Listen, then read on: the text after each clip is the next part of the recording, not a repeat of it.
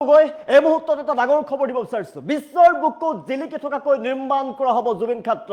প্ৰথমবাৰৰ বাবে জুবিন ক্ষেত্ৰত উপস্থিত হৈ ৰাজ্যৰ মুখ্যমন্ত্ৰী হিমন্ত বিশ্ব শৰ্মাই কৰিছে ডাঙৰ ঘোষণা।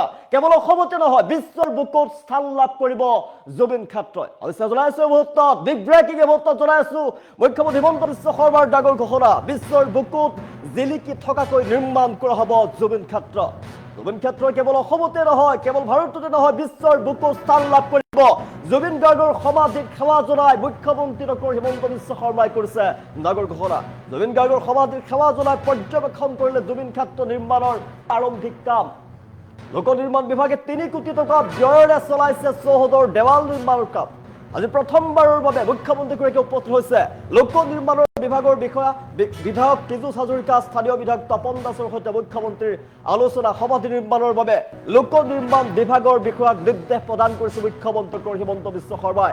আটক ধুনীয়াকৈ নিৰ্মাণ কৰা হ'ব। নিখুঁত আৰু সুপৰিকল্পনাৰে নিৰ্মাণ হ'ব ঈশ্বৰ পুত্ৰ জুবিন গাৰ্গৰ সমাধি ক্ষেত্ৰ। আৰু সমাধি ক্ষেত্ৰ বাবে সকলো সাজু কৰি তোলা হৈছে, DPR সাজু কৰি তোলা হৈছে। কেৱল অসমতে নহয়, কেৱল ভাৰততে নহয়, বিশ্বৰ বুকুত স্থান লাভ কৰিব। বাউণ্ডাৰী ৱাল নিৰ্মাণৰ কাম সম্পন্ন হোৱাৰ পিছত আৰম্ভ হ'ব সমাধি নিৰ্মাণৰ কাম। জুবিন গাৰ্গৰ সমাধি নিৰ্মাণৰ বাবে অসম চৰকাৰৰ যি সংকল্প সেয়া অব্যাহত থাকিব বুলি মন্তব্য কৰিছে ৰাজ্যৰ মুখ্যমন্ত্ৰী হিমন্ত বিশ্ব শৰ্মা। প্ৰথমবাৰৰ বাবে নিৰ্বাচনৰ পাছত প্ৰথমবাৰৰ বাবে ঈশ্বৰ পুত্ৰৰ সমাধি ক্ষেত্ৰত আৰু উপস্থিত হৈছে ৰাজ্যৰ মুখ্যমন্ত্ৰী ডক্টৰ হিমন্ত বিশ্ব শৰ্মা। আৰু সমাধি ক্ষেত্ৰত উপস্থিত হৈ মুখ্যমন্ত্ৰীগৰাকীয়ে কৰিছে ডাঙৰ ঘোষণা। মুখ্যমন্ত্ৰীগৰাকীয়ে মন্তব্য কৰিছে, জুবিন গাৰ্গ কেৱল অসমৰে নহয়, সকলোৰে বুকুৰ আপোন। কেৱল অসমতে স্থান লাভ নকৰে জুবিন ক্ষেত্ৰ, বিশ্বৰ বুকুত জুবিন ক্ষেত্ৰ জাকত জিলিকা হৈ থাকিব, ধুনীয়া হৈ থাকিব। আৰু তাৰ বাবে পৰিকল্পনা কৰিছে চৰকাৰে। তাৰ বাবে প্ৰথম পৰ্যায়ত 3 কোটি টকা ব্যয়েৰে বাউণ্ডাৰী ৱালৰ কাম নিৰ্মাণ কৰিছে। তাৰ পিছত জুবিন ক্ষেত্ৰ নিৰ্মাণৰ কাম চৰকাৰে আৰম্ভ কৰিব। বিশ্বৰ বুকুত জিলিকি থকাকৈ জুবিন ক্ষেত্ৰ নিৰ্মাণ কৰা হ'ব। চকুত লগাকৈ নিখুঁতভাৱে পৰিকল্পনা কৰি জুবিন ক্ষেত্ৰ নিৰ্মাণ কৰা হ'ব। ৰাজ্যৰ মুখ্যমন্ত্ৰীগৰাকীয়ে আজি প্ৰথমবাৰৰ বাবে জুবিন ক্ষেত্ৰত উপস্থিত হৈছে আৰু সোণাপুৰৰ জুবিন ক্ষেত্ৰত উপস্থিত হৈ ডাঙৰ ঘোষণা কৰিছে ৰাজ্যৰ মুখ্যমন্ত্ৰী হিমন্ত বিশ্ব শৰ্মাই। সকলোৰে বাবে ভাল খবৰ, অসমবাসীৰ বাবে ভাল খবৰ, জুবিন অনুৰাগীৰ বাবে আটাইতকৈ ভাল খবৰ। কেৱল অসমতে নহয়, কেৱল দেশতেই নহয়, বিশ্বৰ বুকুত জুবিন ক্ষেত্ৰই স্থান লাভ কৰিব। বিশ্বৰ বুকুত জিলিকি থকাকৈ নিৰ্মাণ কৰা হ'ব জুবিন ক্ষেত্ৰ। জুবিন গাৰ্গৰ সমাধিত সেৱা জনালে মুখ্যমন্ত্ৰী ডক্টৰ হিমন্ত বিশ্ব শৰ্মাই। আৰু সেৱা জনাই মুখ্যমন্ত্ৰীগৰাকীয়ে কৰিছে ডাঙৰ ঘোষণা। জুবিন গাৰ্গৰ সমাধিত সেৱা জনাই পৰ্যবেক্ষণ কৰিলে জুবিন ক্ষেত্ৰ নিৰ্মাণৰ প্ৰাৰম্ভিক কাম। লোক নিৰ্মাণ বিভাগে 3 কোটি টকা ব্যয় সাপেক্ষে চৌহদৰ দেৱাল নিৰ্মাণৰ কাম আৰম্ভ কৰিছে। লোক নিৰ্মাণৰ বিভাগৰ বিষয়া বিধায়ক পীযুষ হাজৰিকা, স্থানীয় বিধায়ক তপন দাসৰ সৈতে মুখ্যমন্ত্ৰীৰ আলোচনা। আৰু সমাধি নিৰ্মাণৰ বাবে লোক নিৰ্মাণ বিভাগৰ বিষয়াক নিৰ্দেশ প্ৰদান কৰা হৈছে। নিখুঁত আৰু সুপৰিকল্পনাৰে নিৰ্মাণ কৰা হ'ব ঈশ্বৰ পুত্ৰ জুবিন গাৰ্গৰ সমাধি ক্ষেত্ৰ। আৰু ইয়াৰ বাবে সাজু কৰি তোলা হৈছে DPR। বাউণ্ডাৰী ৱাল নিৰ্মাণৰ কাম সম্পন্ন হোৱাৰ পিছতে আৰম্ভ হ'ব সমাধি নিৰ্মাণৰ কাম। জুবিন গাৰ্গৰ সমাধি নিৰ্মাণৰ বাবে অসম চৰকাৰৰ যি সংকল্প সেয়া অব্যাহত থাকিব। বিশ্বৰ বুকুত জিলিকি উঠিব জুবিন ক্ষেত্ৰ। সমাধিস্থল পৰিদৰ্শন কৰি মুখ্যমন্ত্ৰীয়ে কৰিছে ডাঙৰ ঘোষণা। জুবিন ক্ষেত্ৰ পৰিদৰ্শন কৰিছে ৰাজ্যৰ মুখ্যমন্ত্ৰী হিমন্ত বিশ্ব শৰ্মা। আৰু প্ৰথমবাৰৰ বাবে জুবিন ক্ষেত্ৰত উপস্থিত হৈ ডাঙৰ ঘোষণা কৰিছে ডক্টৰ হিমন্ত বিশ্ব শৰ্মাই। অসমৰ সংগীত জগতৰ অমূল্য সম্পদ, জনপ্ৰিয় শিল্পী জুবিন গাৰ্গ, ঈশ্বৰ পুত্ৰ জুবিন গাৰ্গৰ স্মৃতিত নিৰ্মাণ হ'বলগীয়া জুবিন ক্ষেত্ৰক লৈ ৰাজ্য চৰকাৰে গ্ৰহণ কৰিছে বৃহৎ পৰিকল্পনা। ৰাজ্যৰ মুখ্যমন্ত্ৰী ডক্টৰ হিমন্ত বিশ্ব শৰ্মাই জুবিন গাৰ্গৰ সমাধিস্থলত আজি উপস্থিত হৈছে আৰু প্ৰথমে সেৱা জনালে আৰু প্ৰাৰম্ভিক কাম কাজৰ বুজ লয় ৰাজ্যৰ মুখ্যমন্ত্ৰীগৰাকীয়ে। আৰু সেই সময়তে তেওঁ ঘোষণা কৰিছে প্ৰথমবাৰৰ বাবে আজি জুবিন ক্ষেত্ৰত উপস্থিত হৈ ঘোষণা কৰিছে ডক্টৰ হিমন্ত বিশ্ব শৰ্মাই। মুখ্যমন্ত্ৰীগৰাকীয়ে ঘোষণা কৰিছে জুবিন ক্ষেত্ৰক এনে ৰূপত গঢ়ি তোলা হ'ব যাতে কেৱল অসম নহয়, সমগ্ৰ বিশ্বৰ বুকুত বিশেষ স্থান দখল কৰিব। মুখ্যমন্ত্ৰী পৰিদৰ্শনৰ সময়ত লোক নিৰ্মাণ বিভাগৰ বিষয়া মন্ত্ৰীসকলৰ সৈতে আজি উপস্থিত হৈ স্থানীয় বিধায়কৰ সৈতে সমগ্ৰ পৰিকল্পনা সন্দৰ্ভত বিস্তৃতভাৱে আলোচনা কৰে। আৰু জুবিন ক্ষেত্ৰক নিখুঁত আৰু সুপৰিকল্পিত ৰূপত গঢ়ি তোলাৰ বাবে সংকল্পবদ্ধ।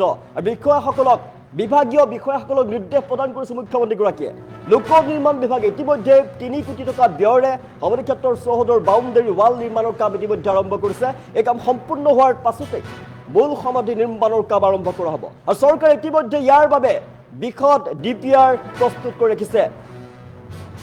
মুখ্যমন্ত্ৰী ডক্টৰ হিমন্ত বিশ্ব শৰ্মাই কয় জুবিন গাৰ্গ কেৱল এজন শিল্পী নহয়, তেওঁ অসমৰ সংস্কৃতি, ভাষা, সংগীতৰ এক আৱেগ আৰু অসমৰ সম্পদ, আৰু সেই অসমৰ সম্পদক কেৱল অসমতে নহয়, জুবিন ক্ষেত্ৰ কেৱল অসমতে নহয়, বিশ্বৰ বুকুত যাতে স্থান লাভ কৰিব পাৰে তাৰ বাবে ব্যৱস্থা গ্ৰহণ কৰিব, সুপৰিকল্পনাৰে নিৰ্মাণ কৰা হ'ব জুবিন ক্ষেত্ৰ।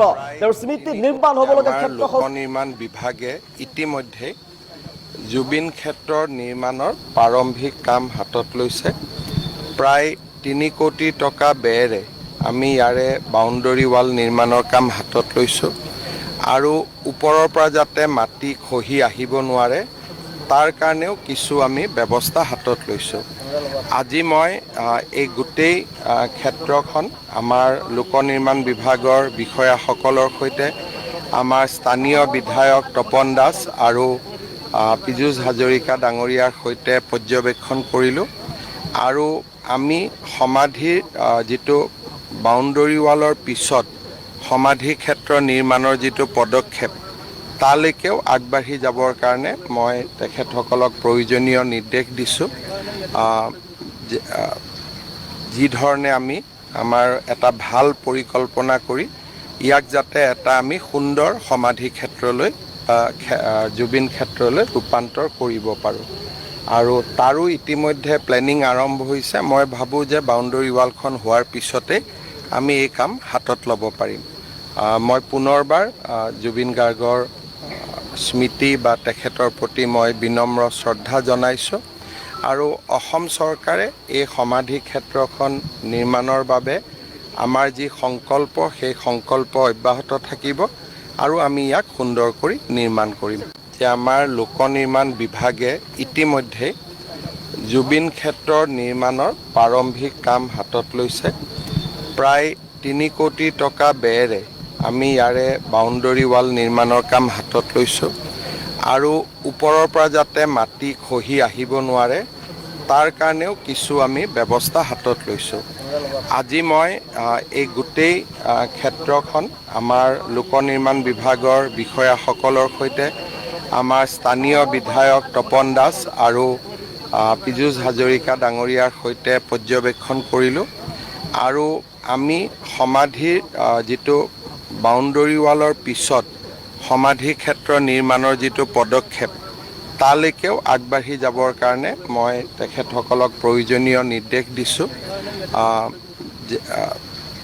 যি ধৰণে আমি আমাৰ এটা ভাল পৰিকল্পনা কৰি ইয়াক যাতে এটা আমি সুন্দৰ সমাধি ক্ষেত্ৰলৈ জুবিন ক্ষেত্ৰলৈ ৰূপান্তৰ কৰিব পাৰোঁ, আৰু তাৰো ইতিমধ্যে প্লেনিং আৰম্ভ হৈছে। মই ভাবোঁ যে বাউণ্ডৰী ৱালখন হোৱাৰ পিছতে আমি এই কাম হাতত ল'ব পাৰিম।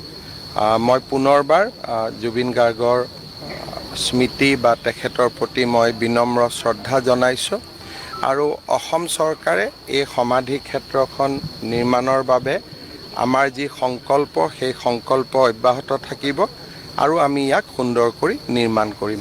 যে আমাৰ লোক নিৰ্মাণ বিভাগে ইতিমধ্যে জুবিন ক্ষেত্ৰৰ নিৰ্মাণৰ প্ৰাৰম্ভিক কাম হাতত লৈছে।